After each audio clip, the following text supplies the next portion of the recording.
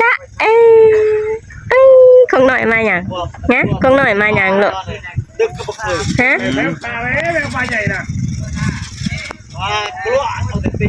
ของหน่อยจ๊ะพี่น้องมื่อนี้มาพบกับซ่องบาดอนชาแนลอีกแล้วเด้อมื่อนี้บาดอนสิพาไปเบิ่งเนาะ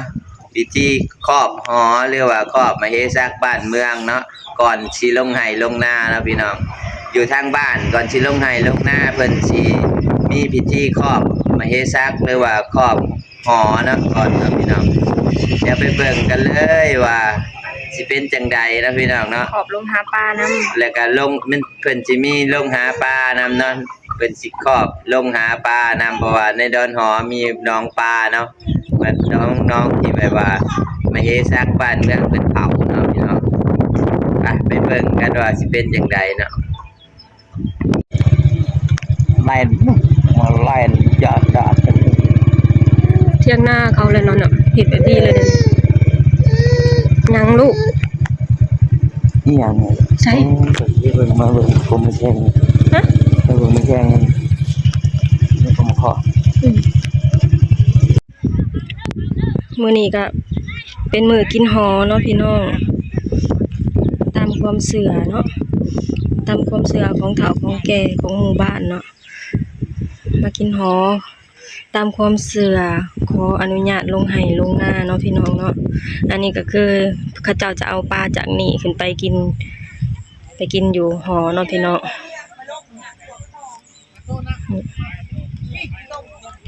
คนก็มาพร้อมแล้วพี่น้องเดี๋ยวพวกเราจะพากันเข้าไปแล้วเนาะเราต้องเข้าไปข้างในเนาะไปกันเลย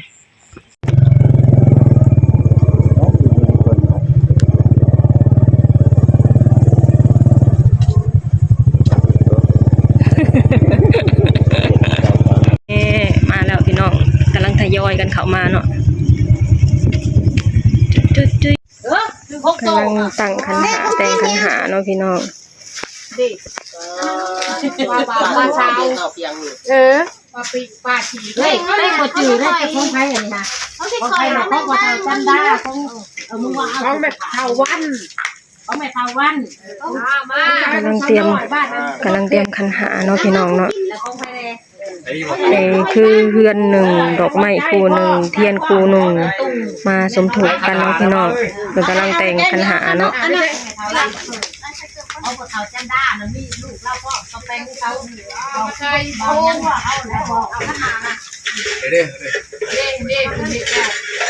นี่ของเขาอันนี้ก็คือความเสื่อภายในบ้านเนาะพี่น้องแต่ละบ้านเขาจะมีเนาะจะมีการเห็นแบบนี้เนาะแป้งจะช่วยให้เราแล้ว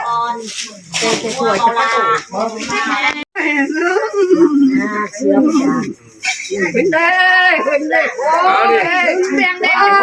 ยเสียงได้เล็กล้านเล็กยอดจัดเล็กน้อยนี่เขาบอกหูเพียงได้เขาหูเพียงได้เล็กน้อยจัดแล้วหมดจัดเลยนี่นะดีไม่แห้งเด้อร้านดีไม่แห้งร้านมาบริการบริการพ่อได้ลงไห้ลงหน้าได้หมดนี่น้องพ่อไหมเขาเห็นเขาแย่งกับพ่อไห้พ่อต้องไห้ลงหน้าคนป้าคนป้าให้เขาคนป้าใส่ได้ป้าได้เอามาคนได้ลงไห้ลงหน้าได้ลงหน้าเด้อดอกไม้เทียนคูเดี๋ยวมาขึ้นพันเยอะพ่อผัวได้เอ้ยผู้ยืนหน่อยท่าเนี่ยยังไม่เห็นเลยนอนอยู่เอามาเห็นพวงเลยอยู่ดีไม่แห้งถูกมากเลยนะเราของเขาเจ้าเราของที่เราบุกเราของที่ฉันเขาเรามาเทมาเด้ออยู่ใกล้ก็ได้อยู่ใกล้เขาอยู่ดีมีแห้งนะเขาหาเงินหาข้ามได้เขาพักทางซาเขาหาเงินหาข้ามขายมันได้ เบิ่งเองเขาเลยให้เขามาสร้างสาบ้านเมืองนี่ แล้วเขาได้เงินได้คำเขาก็ได้เฮือนใหญ่แล้วบ่เด้ออันนี้ท่านลูกพ่อได้ลูกหลานไปหาเงินหาคำมาสิให้กับพ่อนี่ได้เท่าพ่อเด้อนี่เด้อเท่าพ่อนี่มันหาเงินทางคำได้ไปเท่าเอ้ยเอาเงินทางคำโซ่หางเจ้าไปเลย กดด้านนี่แหละมันมันน่าจะเขาบ่จับยังเอาจับในเรื่องเช่นคนที่โดนเนี่ยได้ยังพอเอ้ยจะอยากได้ของจะเป็นตาหนาได้ไม่ลดในโลกมากที่จะอยากได้อยากได้กู้คนจะได้จะกู้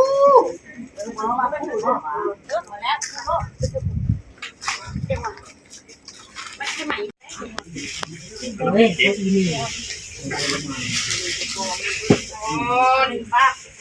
น้องเปลี่ยนใครพ่อต้องให้ลูกมาเปลี่ยนน้องบ้านน้องบ้านเอาพอได้มาอัน ป้าบ่าวป้าสาว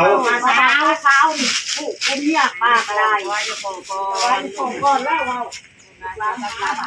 โอ้ไปดูพวกไหนเนาะแล้วโชค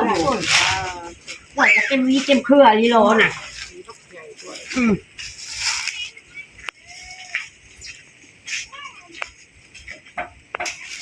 ไก่เนาะเพียงอย่างจะเป็นพระนี่เลยเนาะเที่ยงพระมา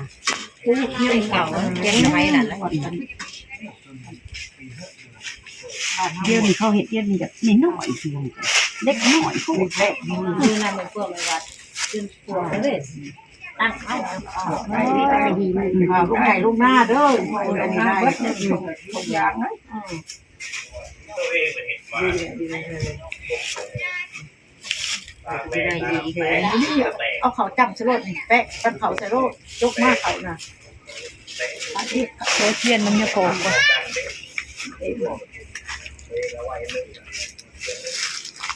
เป็นใต้หลุมมั้ง